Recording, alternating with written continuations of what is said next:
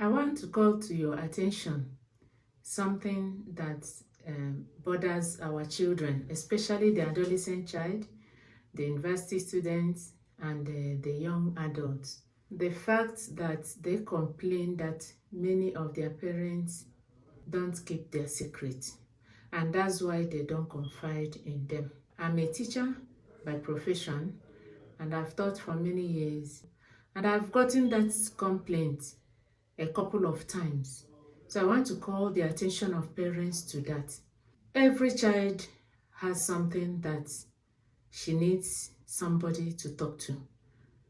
And if that child finds you worthy to listen to that complaint or that thing that bothers him or her, and you are able to keep his or her secret, you have won that child over. More so, this aspect of a child's development is very important that we parents take it into account in everything. A child that talks to you finds you worthy. There is something that child sees in you. And if your child does not talk to you, then there's something you are doing that has betrayed that trust. So these children finding us parents worthy to listen to their complaints or something that bothers them is something that we should be able to do for them. It helps them to build trust. If they confide in you and you didn't expose their secret, telling it to everybody, they start trusting you. They bring to you many other things that bother them. And it helps parents to bond with their children. When your child sees you worthy to be talked to, and you give a meaningful advice and you keep the child's secrets, the child bonds well with you. It helps to stabilize their emotion, because this stage of life is very emotional. You can find out that your adolescent child, at any little thing, will start to cry. It's something very important that somebody has to weld into and then give this child emotional stability. It helps them also to hold a parent or a guardian or a counselor that does this very well in high esteem.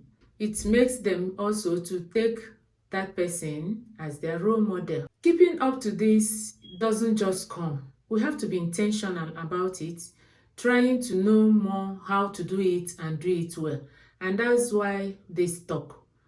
So the child that talks to you and you are able to meet up to what that child expects, that is keeping his or her secrets, that child feels loved. And when a child loves you by the value you have created in his or her life, it is difficult to change their mind. And that's how they can open up more to you.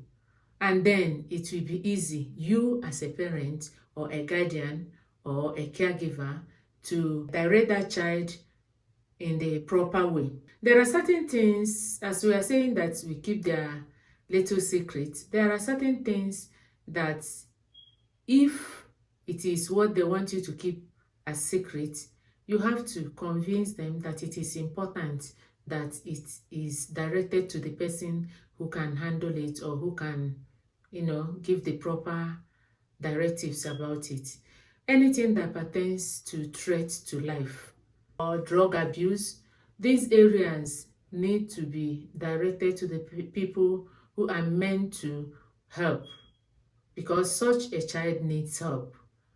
So the other ones that are not necessary for you to expose their secrets, if they tell you about their friends, maybe a girl is telling you that I now have a crush, it's something that you need to cancel, talk to the child about it and how to go about it, not to insult people because somebody says I love you.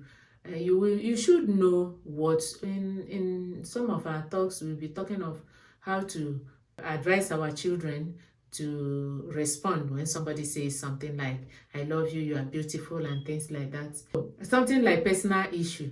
If a child confides in you, I am still bedwetting, it's not something you should shout or start making the child to feel bad.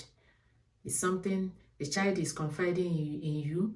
It is now for you to go and find out things that can help her to stop that habit.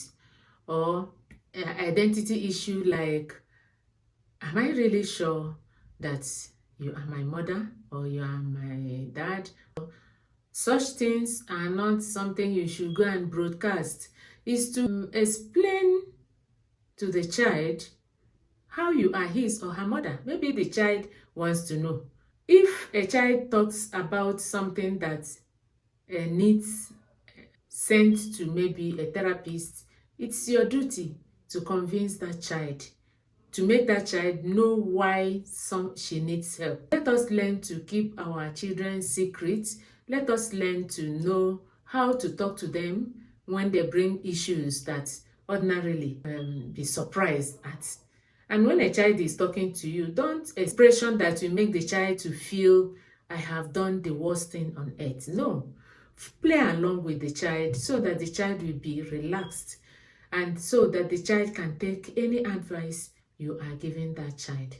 Above all, anybody that brings a matter of discussion to you, we should know that we need to present that person in prayer, present that person to God, ask the Holy Spirit for inspiration on how to handle the matter, how to talk to the person and what to talk to the person.